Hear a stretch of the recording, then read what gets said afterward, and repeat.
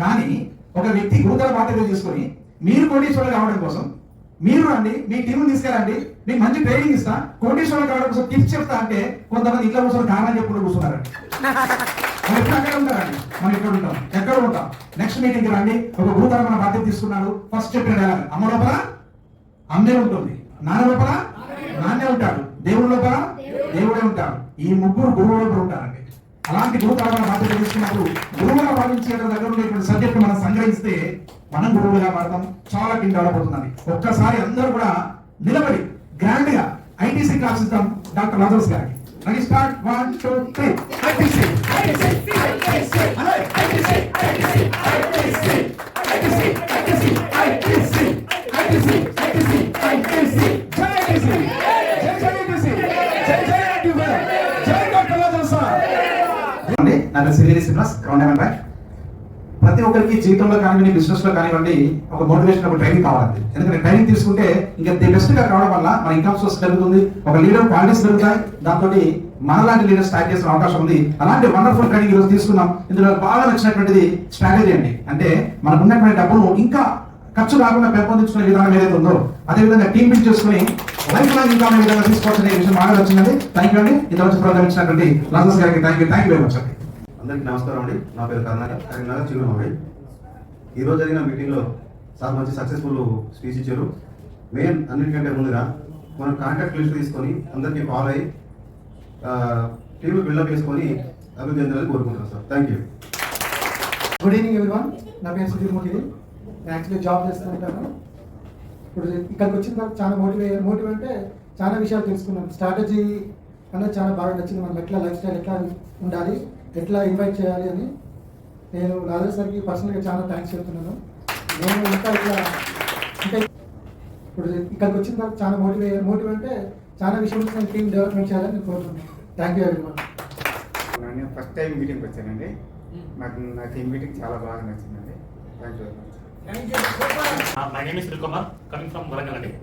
ఈ ఐటీసీ అనేది నా లైఫ్లో ఒక అదృష్టంగా భావిస్తాను. అంటే నా లైఫ్ ఇచ్చిన కంపెనీ ఐటీసీ.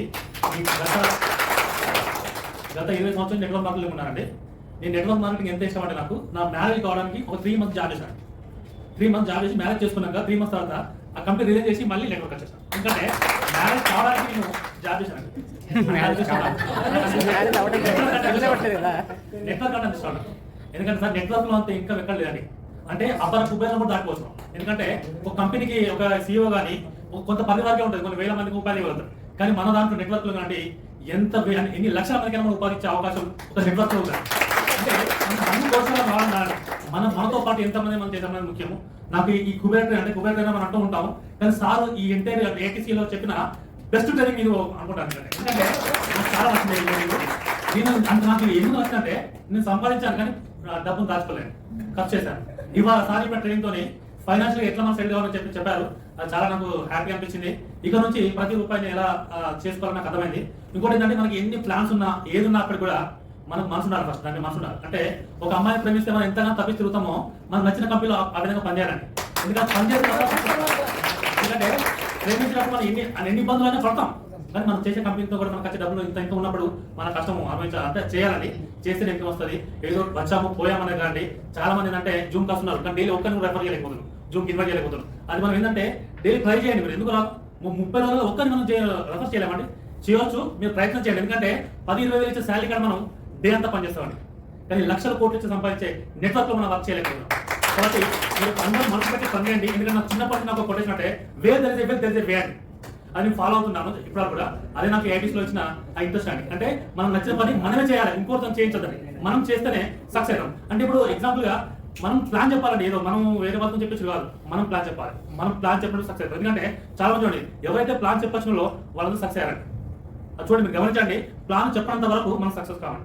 ఎందుకంటే అప్లై మీద డిపెండ్ కావద్దండి. ఎన్నో డిపెండ్ ఒక 3 మంత్స్ 6 మంత్స్ 4 మంత్స్, కానీ తర్వాత మనమే ఓన్ ప్లాన్ చేసుకోవాలి. అయితే మనం డైరెక్ట్ టీమ్ అనేది మనం చెప్తున్నాం, ఓకే మన ఫేస్ వాల్యూ వాళ్ళకి తెలుసు కాబట్టి చెప్తున్నాం.